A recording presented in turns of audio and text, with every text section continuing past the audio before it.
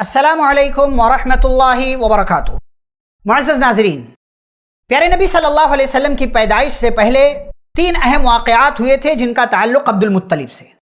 ایک واقعہ ہم پچھلی ملاقات میں بیان کر چکے ہیں، آج دوسرا واقعہ ہم آپ کے سامنے بیان کر رہے ہیں جو بڑا مشہور واقعہ ہے، جس کو اللہ نے قرآن مجید کے اندر ایک سورہ میں ذکر کر دیا ہے، سورۃ الفیل میں، جنہیں اصحاب فیل کہا جاتا ہے۔ یہ واقعہ کیا ہوا؟ سیرت نگاروں نے لکھا ہے کہ یہ واقعہ نبی کریم صلی اللہ علیہ وسلم کی پیدائش سے، آپ کی ولادت سے 50 یا 55 دن پہلے پیش آیا۔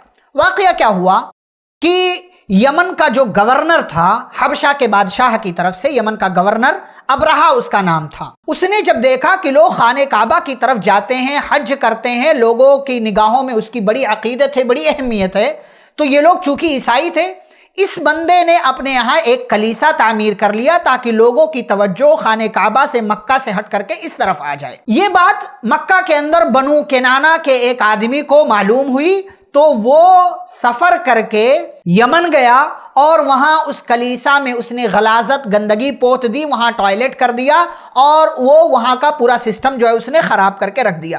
ابرہہ کو جب پتا چلا تو بڑا غصہ ہوا اور اس نے 60,000 کا ایک بڑا لشکر تیار کیا کہ وہ کعبہ پر جا کر کے حملہ کرے گا اور کعبہ کو ڈھا دے گا۔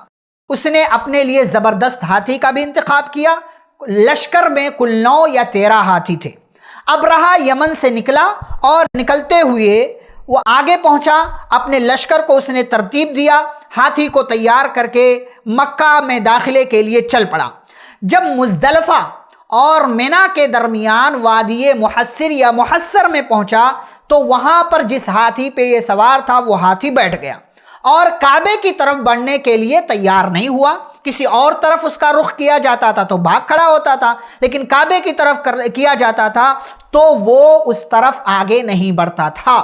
یہ بری نیت سے آیا تھا کعبے کو ڈھانے کے لیے، اور کعبہ کا رب اللہ ہے، اللہ نے اپنے گھر کے حفاظت کی، اللہ نے چڑیوں کا ایک جھنڈ، چڑیوں کا ایک لشکر بھیج دیا جس نے لشکر پر حملہ کر دیا۔ ہر چڑیا کے پاس 3 کنکریاں تھیں، ایک چونچ میں اور 2 جو ہے پنجوں میں۔ کنکریاں بالکل چنے جیسی تھیں اور یہ پرندے چھوٹے چھوٹے تھے، اور جس کسی کو بھی یہ کنکریاں لگتی تھیں اس کے اعضاء، اس کے باڈی کے پارٹس کٹنا شروع ہو جاتے تھے، وہ مر جاتے تھے۔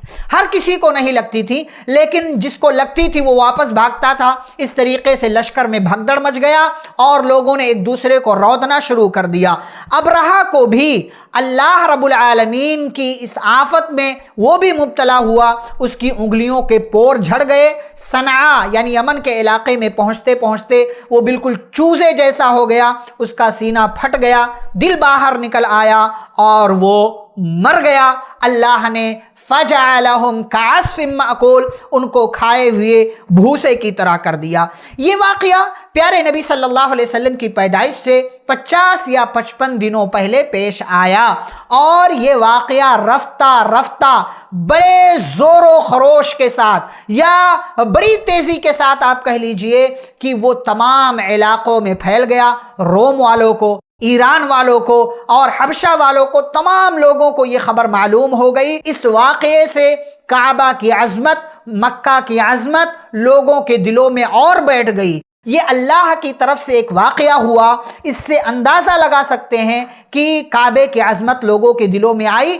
اب اگر یہاں سے کوئی نبوت کا دعویٰ کرتا ہے تو ایسی صورت میں اس کا دعویٰ بالکل حالات کے مطابق ہوگا اور کم ہی لوگ اس کا انکار کر پائیں گے۔ اس طریقے سے پیارے نبی صلی اللہ علیہ وسلم کی پیدائش سے پہلے ایک اہم واقعہ ہوا جسے اللہ نے سورۃ الفیل میں ذکر کیا ہے، پوری تفصیل بیان کی ہے۔ اللہ کا گھر تھا، اللہ نے اپنے گھر کی حفاظت کی، کعبہ کی اہمیت ہے، کعبہ کا مقام ہے، کعبہ کی عظمت ہے، ہمیں اس کا احترام کرنا چاہیے، اس کی عزت کرنا چاہیے، اور جو بھی ایسا سوچتا ہے اس کو ڈھانے کے لیے اللہ نے اس کو دنیا والوں کے لیے عبرت کا نشان بنا دیا۔ مزید تیسرا واقعہ نبی کی پیدائش سے پہلے وہ انشاءاللہ اگلی ملاقات میں ہم ذکر کریں گے۔ والسلام علیکم ورحمۃ اللہ وبرکاتہ۔